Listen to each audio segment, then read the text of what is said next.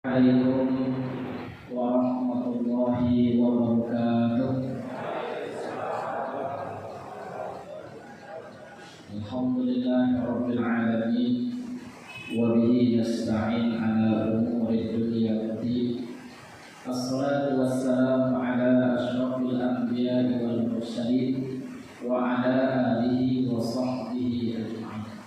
Asyhadu an la ilaha illallah wahdahu la syarika lah wa asyhadu anna Muhammadan abduhu wa rasuluh sallallahu alaihi wasallam la nabiyya ba'dah.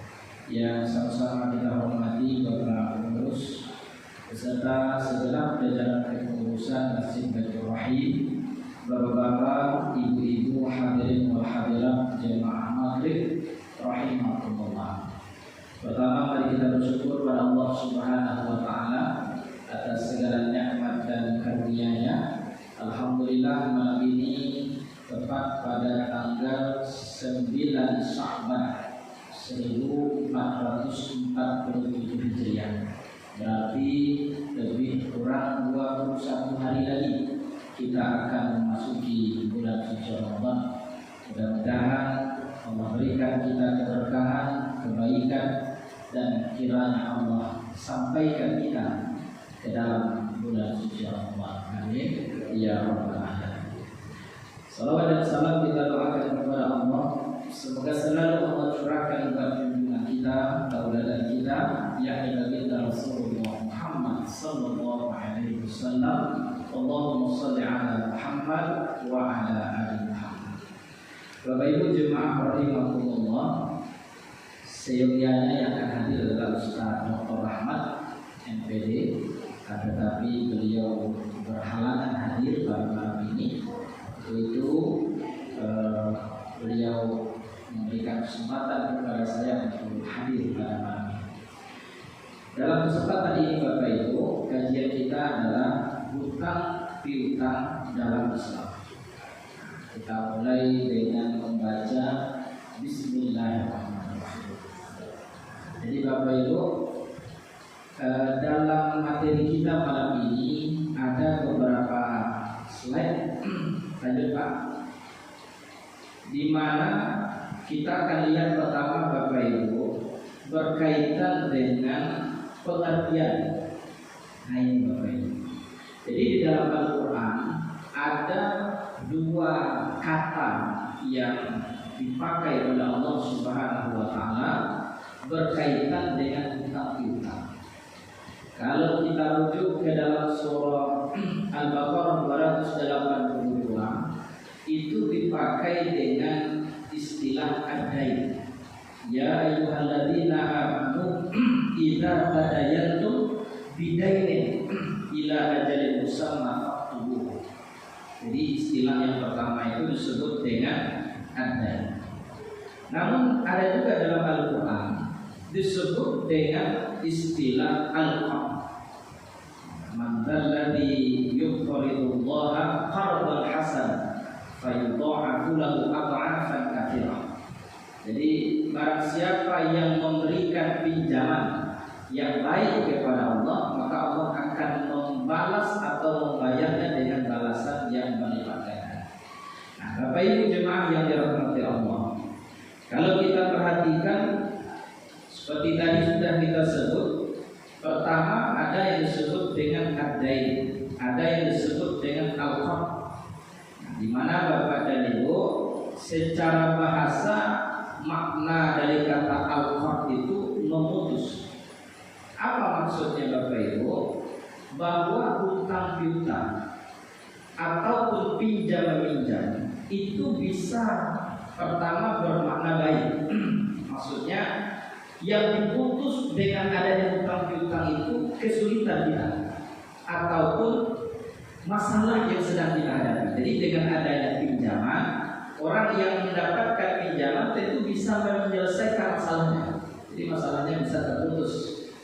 Tetapi di sisi lain Bapak dan Ibu, tidak jarang kita temukan bahwa pinjam meminjam itu bisa pula memutus silaturahmi.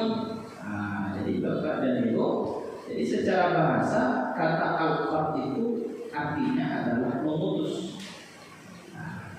Jadi hati-hati Bapak Ibu, kalau kita tidak ingin sesuatu yang buruk, tentu kita berusaha untuk menjaga amanah dengan hutang-hutang atau pinjam-pinjam. Kalau tidak, bisa berakibat fatal, bisa terputus banyak kebaikan dalam hidup kita. Nah, Bapak Ibu kaum muslimin jemaah yang dirahmati Allah Subhanahu wa taala, kalau kita lihat secara istilah bahwa al-qard itu adalah sesuatu yang diberikan oleh seorang pemilik untuk dibayar. Jadi ada sesuatu yang dipinjamkan kepada orang lain, lalu pinjaman itu wajib dia bayar. Itulah namanya hutang ataupun pinjam-pinjam. Nah, kalau kita lihat perbedaannya Bapak Ibu, di slide ini ada ini, tapi mungkin kurang terlalu jelas mungkin Bapak Ibu. Yang pertama secara makna, ada yang kata yang kita sebut tadi adai, juga bermakna hutang-hutang. Nah, secara makna Bapak Ibu, kata adai itu bersifat lebih umum. Jadi tidak semua adai itu adalah al-qard. Jadi kalau kita bicara adai berarti semua jenis utang. Jadi apa saja bentuk utang. Nah, kalau kita lihat Bapak Ibu, apakah ada dalam Islam itu umpamanya hutang budi? Tidak ada Bapak Ibu. Orang yang sudah berbuat baik tidak ada kewajiban untuk dia sebenarnya membalas kebaikan atau membayar kebaikan orang. Tidak ada. Tapi kalau Pak Budi berhutang, itu wajib Pak Budi bayar. Nah, tapi Bapak Ibu, kalau yang disebut dengan al-qard, maknanya itu lebih spesifik, lebih khusus. Di mana al-qard itu salah satu jenis daripada adai. Biasanya al-qard itu bersifat materi. Biasanya bersifat harta atau benda yang dipinjam atau yang dipinjamkan kepada orang lain. Nah, Bapak Ibu kaum muslimin jemaah yang dirahmati Allah, jadi di tabel ini juga disebutkan bahwa kalau adai itu mencakup segala sesuatu jenis hutang yang terjadi dengan sebab apapun. Bisa dengan sebab jual beli, bisa dengan sebab sewa menyewa, ataupun pinjam meminjam. Jadi kalau adai itu maknanya lebih luas. Orang umpamanya ingin menyewa kedai kita, lalu kemudian disepakatilah setahun umpamanya 10 juta. Nah, oleh orang yang menyewa kedai, dia kasih panjang atau DP. Artinya dia berhutang Bapak Ibu. Walaupun dia tidak mendapatkan katakan pinjaman secara langsung, tapi karena akad sewa menyewa dia berhutang. Nah, ini termasuk daripada ruang lingkup adai. Atau disebabkan jual beli. Umpamanya Bapak Ibu, ada orang berjual beli secara kredit. Ketika dia mengangsur kreditnya, berarti Bapak dan Ibu dia sebenarnya sedang berhutang. Sebelum lunas kreditnya berarti masih berhutang. Jadi Bapak Ibu, walaupun seperti tadi kita sampaikan, tidak selalu orang yang berhutang itu menerima dalam bentuk uang. Nah, gitu kan? Jadi ketika orang jual beli secara kredit, dia tidak terima uang dari kita, tetapi harga yang sudah disepakati itu dibayarnya secara berangsur-angsur. Nah, itu Bapak Ibu. Sementara al-qard itu adalah hutang yang memang terjadi adanya karena adanya akad pinjaman atau hutang piutang. Kalau hutang piutang ada yang dipinjamkan, ada yang meminjam. Artinya ada sesuatu yang dipinjamkan Bapak Ibu. Tapi kalau al-qard itu bersifat lebih umum daripada itu. Nah, Bapak Ibu kaum muslimin, tadi sudah kita contohkan. Misalkan seseorang meminjam uang kepada temannya untuk membeli makanan. Jadi ketika kita pinjam, berarti kita dapat uangnya, lalu kita belikan sesuai dengan kebutuhan. Tapi kalau adai itu bisa saja kita tidak dapat langsung uangnya, tapi ada pembayaran yang bisa diangsur, ada DP yang bisa kita setor lebih awal. Nanti ketika sesuai kesepakatan kita akan bayar lunas. Misalkan dalam sewa menyewa, ataupun dalam jual beli. Bapak Ibu jemaah yang dirahmati Allah, lanjutkan Pak. Jadi dalil atau landasan hutang piutang itu ada di dalam Al-Quran. Jadi sudah kita sebut. Di dalam sunnah atau hadis Nabi juga banyak sekali bahwa Nabi sendiri pernah berhutang. Nabi pernah berhutang. Nah, Bapak Ibu dalam pendapat para ulama, hutang piutang itu dihukum atau disebut dengan ibahah atau mubah. Jadi dalam pandangan ulama, ijma para ulama, hukum dalam berhutang itu boleh. Nah, ini Bapak Ibu kita lihat al-qard ya, mengikuti hukum taklifi, artinya perintah yang berbentuk pilihan. Nah, terkadang boleh hukum asal, artinya apa? Hukum asalnya boleh. Jadi Bapak Ibu, semua bentuk muamalah, kalau kita lihat dalam kaidah usul fikih, al-aslu fil muamalah ibah. Hukum asal dari semua muamalah itu Bapak Ibu kan urusan hutang piutang ini kan muamalah, jual beli muamalah juga. Maka hukum asal dari semua muamalah menurut para ulama adalah sesuatu yang boleh sebelum ada dalil yang melarangnya. Ini Bapak Ibu ya. Nah kemudian kalau kita lihat Bapak dan Ibu bahwa dalam hutang piutang itu ada rukun atau ada sesuatu yang wajib ada dalam akad hutang piutang itu. Yang pertama Bapak Ibu adalah sirat, artinya adanya kesepakatan, artinya ada perjanjian antara dua belah pihak. Apakah perjanjiannya itu dalam bentuk jual beli misalnya? Kalau dia termasuk adai, nah bisa saja karena jual beli ada kesepakatan jual beli barang ataupun yang lain sehingga menimbulkan adanya hutang. Kemudian yang kedua adalah al-aqidain, artinya pihak yang berakad, dua pihak yang berakad. Jadi dalam hutang piutang ada pihak yang meminjamkan atau yang berpiutang dan ada pihak yang berhutang. Bapak Ibu yang terakhir tentu harta atau benda yang dipinjamkan atau yang dihutangkan. Jadi ada akadnya, ada orang yang berakad, dua belah pihak yang berakad, dan ada pula sesuatu yang dihutangkan atau ada yang dihutang-piutangkan. Gitu. Nah, Bapak Ibu kaum muslimin, kemudian waktu dan tempat pengembalian di dalam al-qard atau berhutang piutang, bahwa para ulama dari empat mazhab sepakat bahwa pengembalian barang ya, pinjaman itu hendaknya dilakukan di mana akad al-qard itu dilaksanakan. Jadi kalau kita umpamanya berakad di sebuah toko, lalu kemudian kita melakukan perjanjian hutang piutang.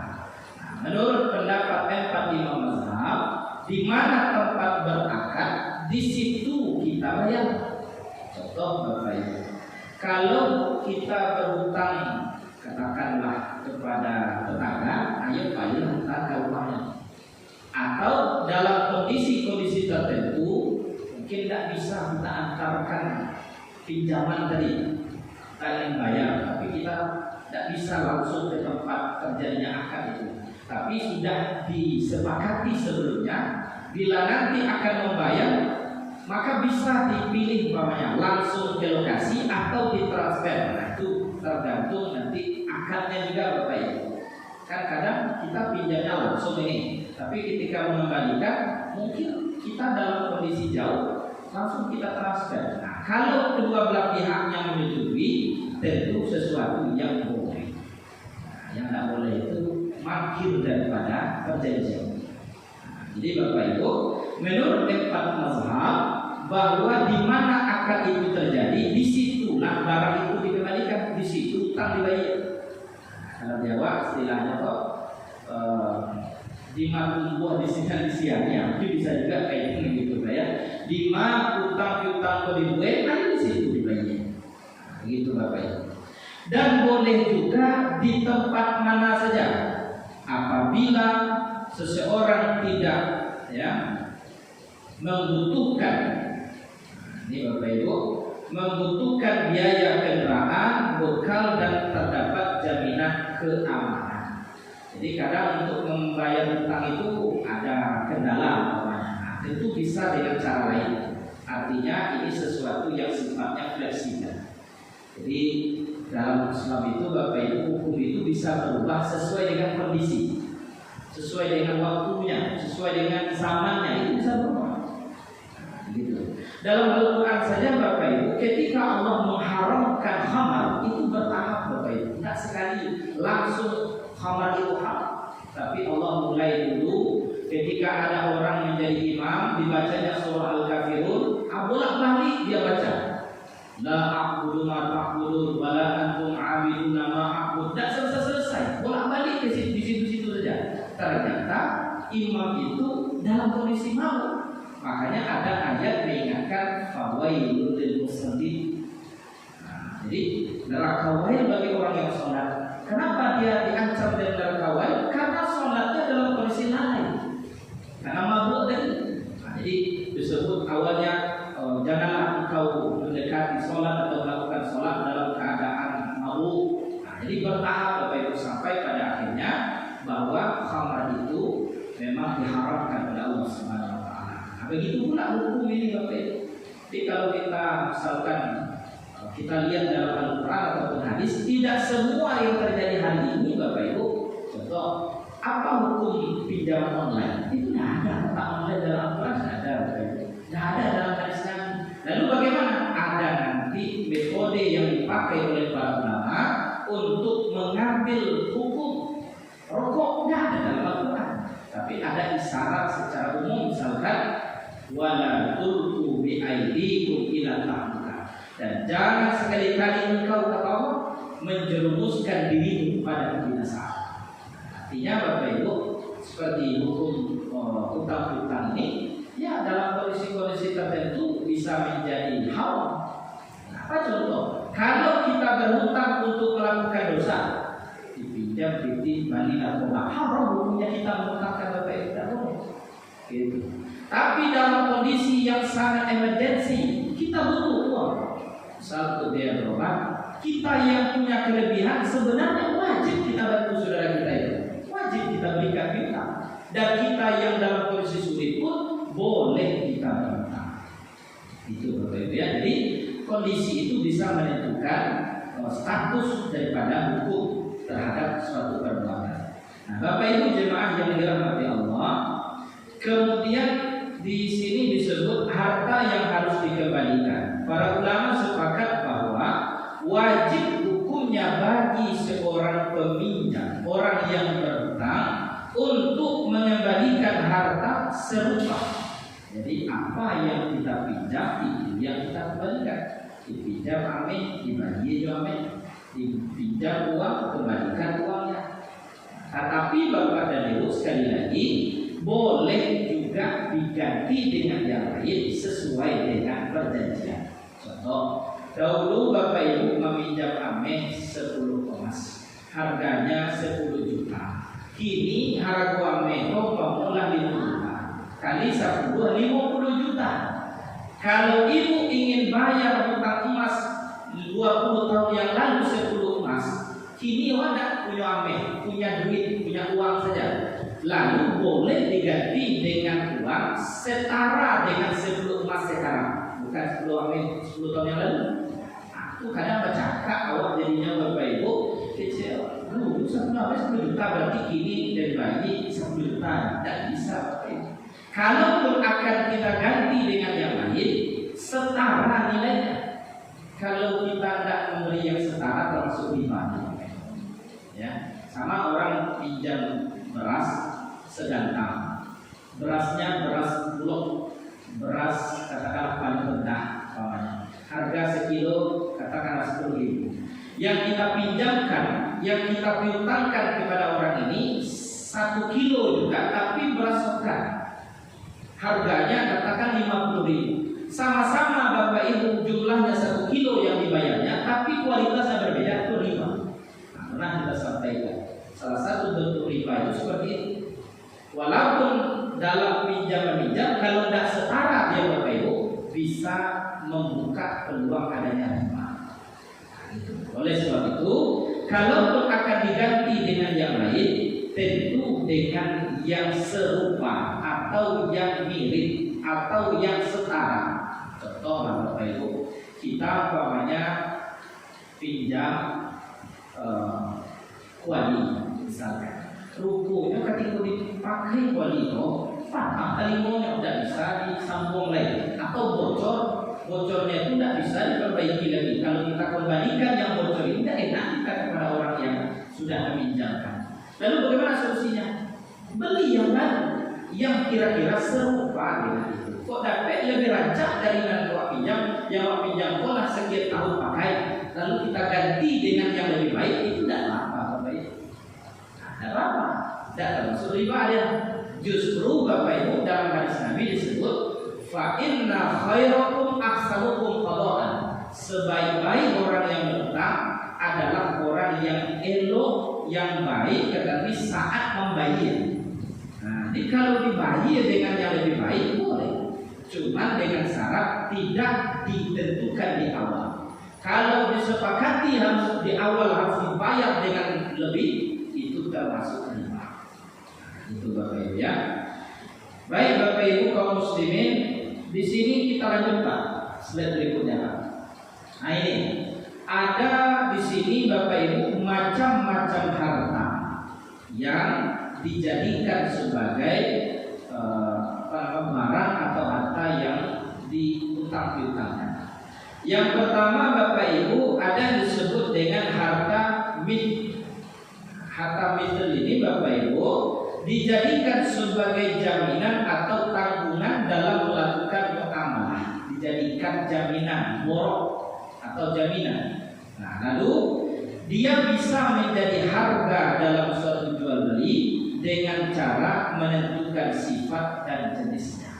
Jadi kalau umpamanya kita seperti tadi berhutang, kalau kita misalkan berhutang sesuatu, lalu kita adakan hutang itu yang mesti memiliki jaminan. Nah, ada jaminan. Kalau model kita sekarang Bapak Ibu gadai, disebut dengan akad gadai. Gadai itu Bapak atau rahan itu Bapak Ibu adalah akad pinjam meminjam yang disyaratkan adanya jaminan. Jadi sebenarnya gadai itu salah satu bentuk hutang piutang yang harus disertakan jaminan. Kalau tidak ada jaminan berarti dia termasuk hutang piutang biasa. Tapi kalau disertakan jaminan maka dia berubah menjadi namanya rahan atau gadai. Yang kedua Bapak Ibu, ada yang disebut dengan harta qimi, di mana harta qimi ini Bapak Ibu tidak bisa dijadikan sebagai jaminan atau tanggungan sehingga tidak bisa menjadi harga dalam bermuamalah. Misalkan Bapak Ibu harta yang tidak bisa dijadikan jaminan, misalkan kita punya anak gadis itu tidak boleh dijadikan jaminan. Jadi kalau boleh dulu kan begitu.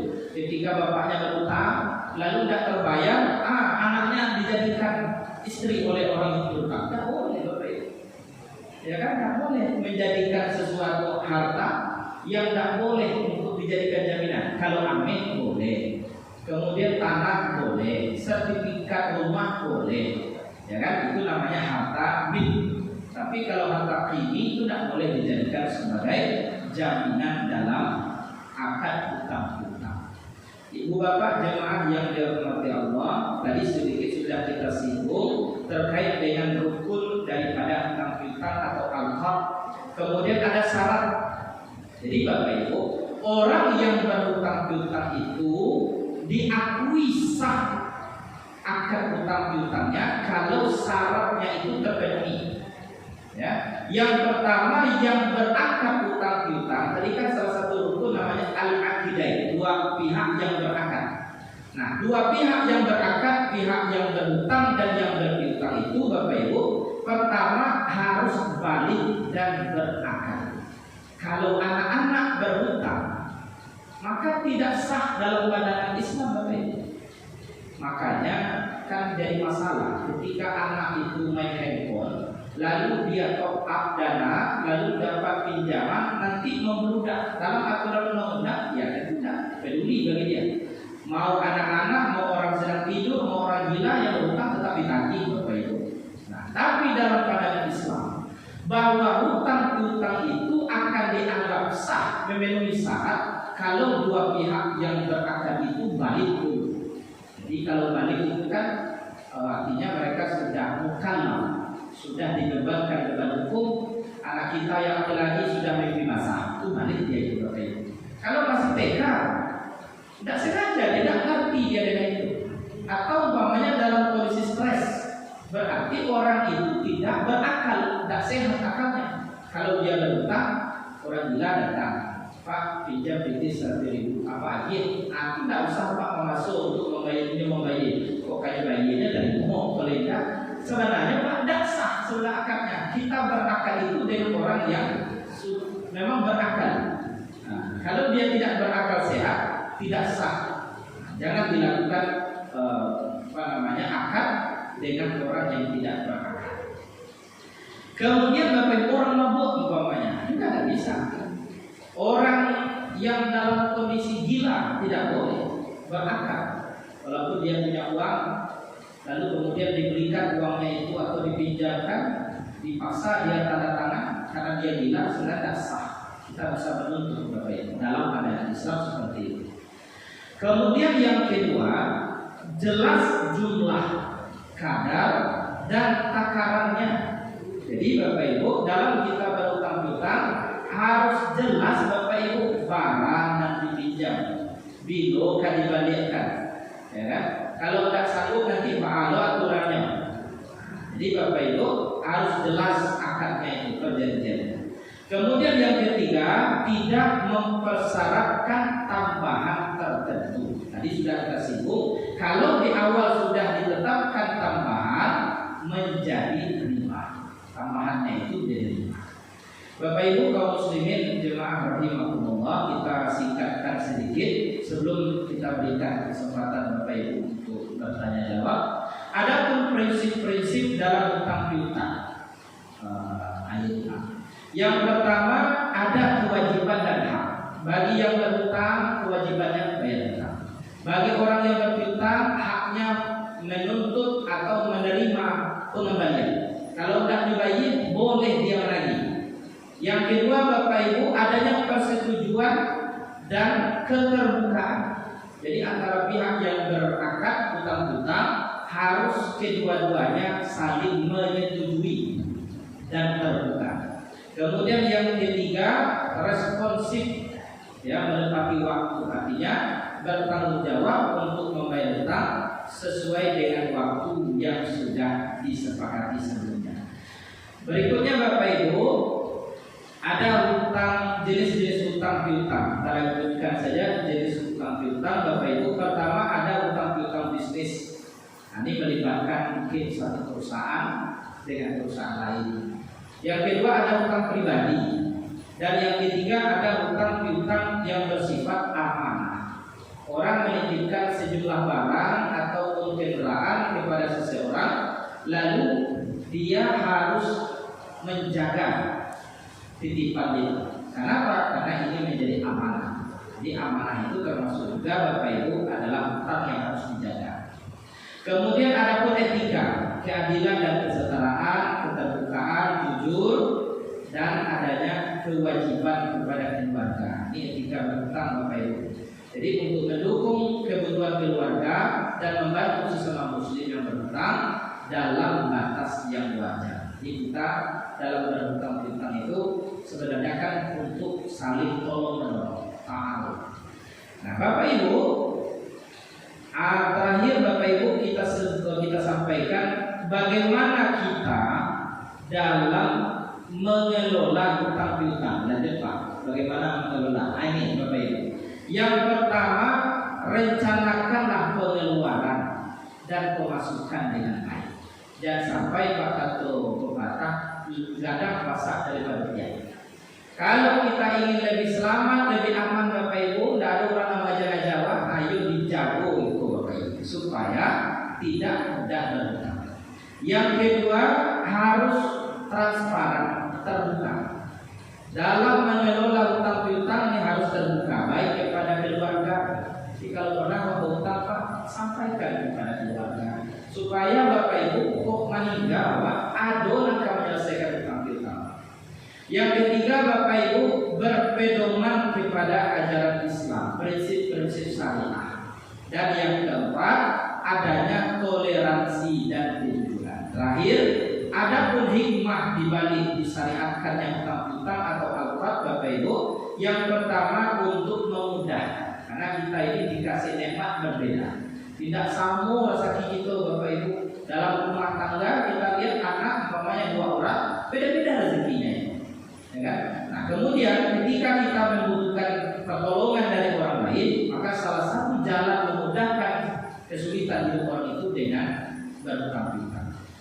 Yang kedua Bapak Ibu, sebagai bentuk belas kasih. Jadi kasih sayang seorang muslim terhadap muslim lainnya, salah satu bentuknya adalah dengan kita memberikan pinjaman sehingga terbantu kesulitan saudara. Kemudian yang ketiga, bahwa disyariatkannya pinjam-pinjam itu dalam rangka membawa kebaikan. Jadi kalau karasojo kamu mudah, maka tutuplah peluang itu baik. Artinya jangan sampai syariat yang sudah diatur sedemikian rupa ulama ini justru membawa kepada kemudaratan. Kapan itu terjadi? Kalau kita tidak memperhatikan dan tidak melaksanakan aturan-aturan yang terkait dengan pinjaman. Nah, Bapak Ibu jemaah yang dirahmati Allah, masih ada waktu lebih kurang 7 menit. Silakan Bapak Ibu. Nah, dari Bapak kita di depan, silakan Pak. Ya. Nah.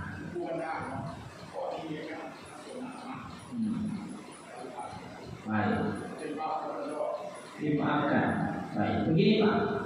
Bapak Ibu yang berpiutang dan yang berhutang, dalam ayat 282 perintah Allah agar utang piutang itu, akad utang piutang itu dicatat. Di awal ada catatannya, tapi di lama kadang berat pula kita menagih. Bapak Ibu, kalau kita sebagai orang yang berpiutang, sebenarnya kalau mau diikhlaskan lebih baik.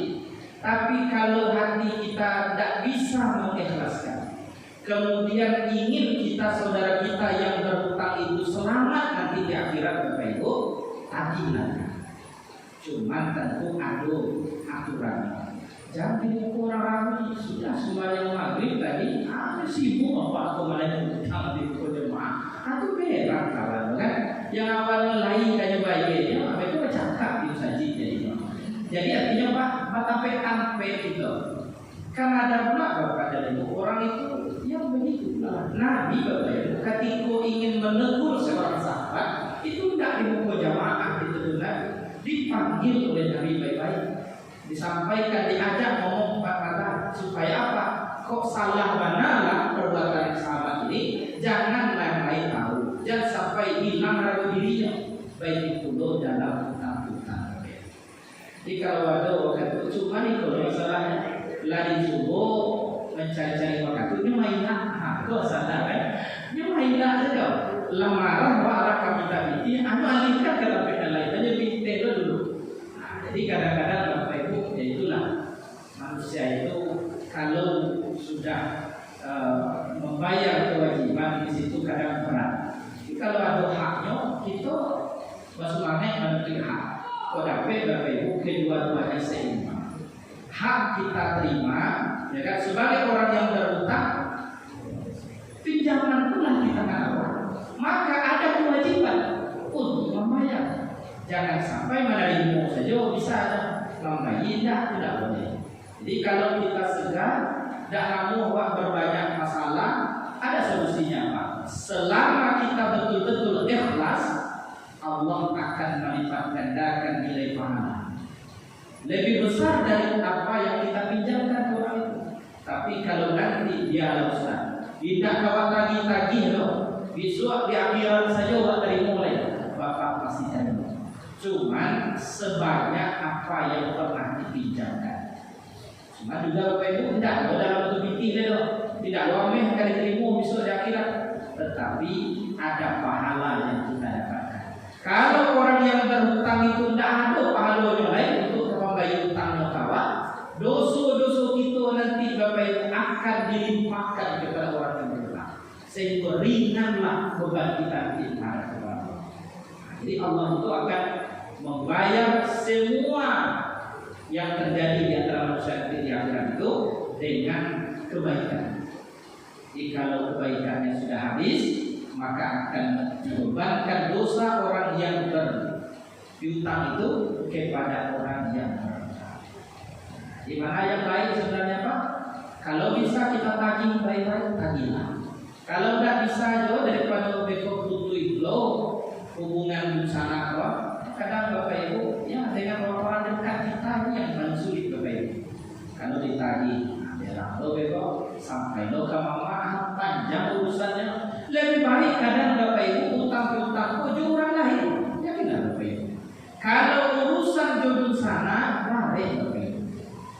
Bapak Ibu kalau kamu berusaha, aku sarankan janganlah dengan usaha. Kok kamu ambil karyawan cari orang lain Bapak Ibu. Kok tidak adil mana berusaha? Kalau dengan keluarga ini Bapak Ibu banyak orang hancur gara-gara dengan keluarga. Nah, itu banyak Allah. Silakan Ibu. Ya. Ya.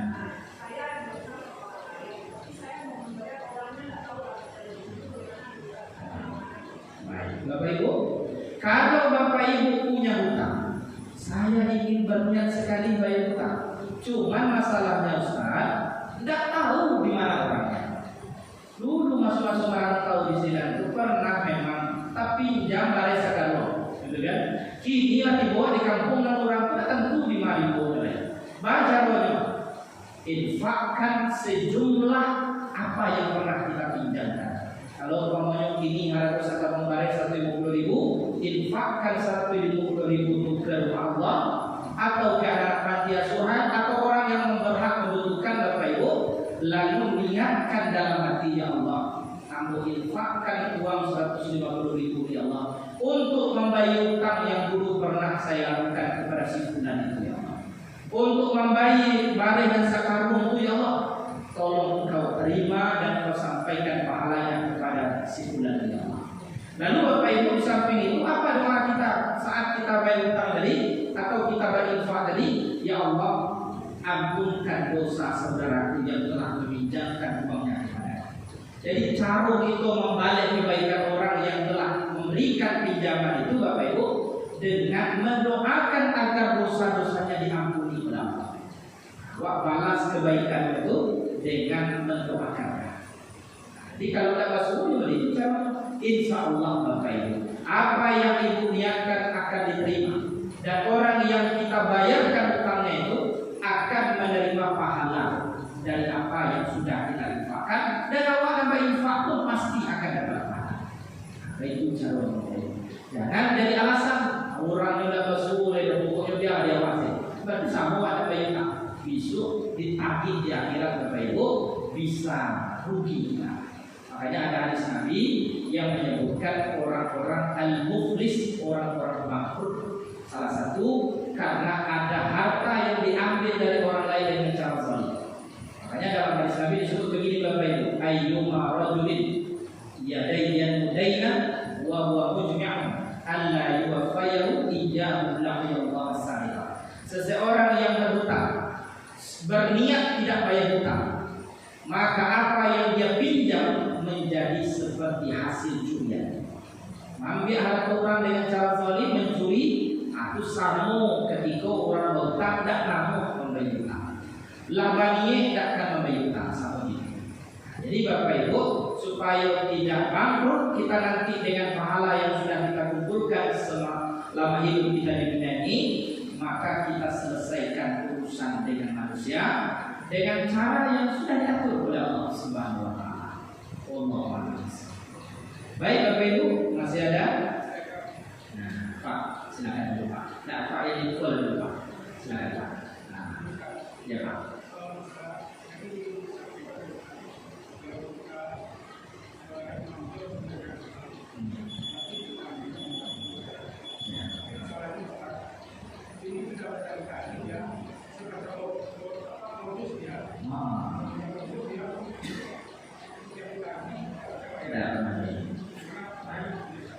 Begini Pak, wajibnya kita memberi pinjaman itu bukan untuk saluran cari polisi lah sih amoknya. Dak dulu kali makan oleh hadiah yang pinjaman kalau tidak bisa berarti nasi kan pinjaman dia apa itu 10.000 kali nasi. Dalam kondisi-kondisi seperti itu kita yang punya kelebihan wajib kalau dia saluran meminjamkan. Tapi kalau orang tua jale loh peranainya, ayo jangan dapat piawat, aku dah tu takkan ada belanja kan. Ketika berhutang, lu nak tinggi dari Florida, maka caranya yang makan, baik kamu. Yang penting nyo makan, nak peduli muncul tanduknya yang biasa berhutang, yang penting muncul dari makan. Kalau jale seperti itu para kawan kau, Bapak Ibu sebaiknya jujur saja. Pak, kamu berarti ya kok. Cuma kita Pak sahabat dia dapat bayar, tidak bisa mengambil pinjaman. Baca jalan saja Pak. Oh pas sampai kamu udah pitih, awak padahal ada pitih. Itu baru solo Pak Bapak. Ya ada beberapa itu nanti ya salah satunya memuji masakan istri walaupun kurang enak. Pernah dilakukan nanti Pak.